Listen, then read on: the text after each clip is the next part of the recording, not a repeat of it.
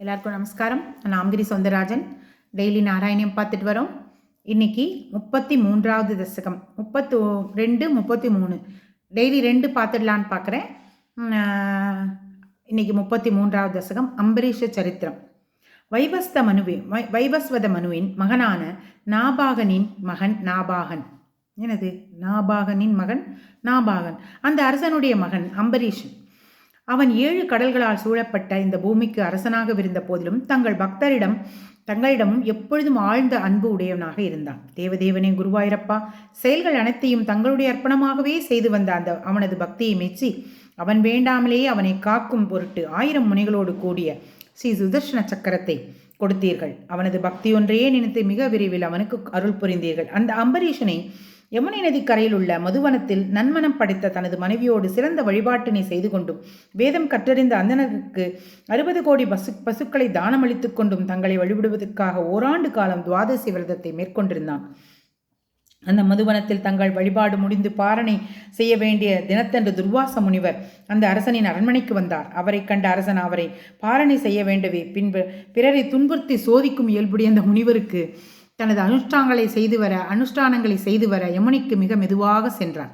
அதன்பின் தங்களையே நம்பியுள்ள அரசன் துர்வாசரது வருகைக்கு தாமதமாவது கண்டு பாரணை செய்ய வேண்டிய காலம் கடந்து விடுகிறதே என்று வருந்தி பகவானது அபிஷேக தீர்த்தத்தை மட்டும் பருகி பாரணை செய்தான்.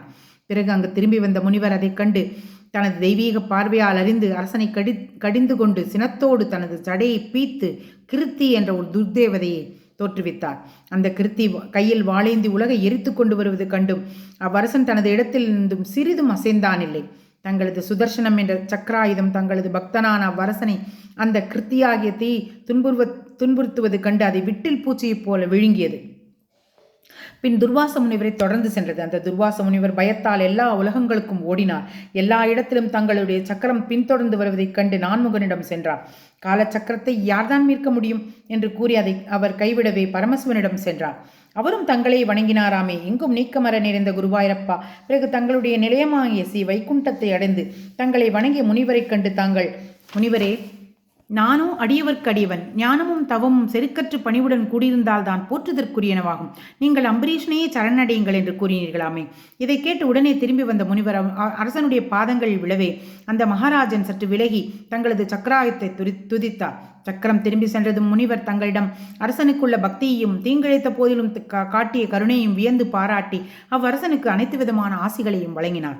முனிவர் வருகையை எதிர்நோக்கி ஓராண்டு காலம் உணவு உட்கொள்ளாமிருந்த அரசன் திரும்பி வந்த முனிவரை மனம் மகிழும்படி உண்பித்து வழியனுப்பி வைத்தார். அதன் பின் தான் பாரணை செய்து தங்களிடம் முன்னினும் திடமான பக்தி செய்யலானார். கடைசியில் தங்களுடைய சாயுஜ்யத்தையும் தங்களுடைய ஒன்றிய நிலையும் அடைந்தார். குருவாயிரப்பா, அத்தகைய பெருமை வாய்ந்த தாங்கள் என்னை காத்தருள வேண்டும். கிருஷ்ணார்ப்பணமஸ்து.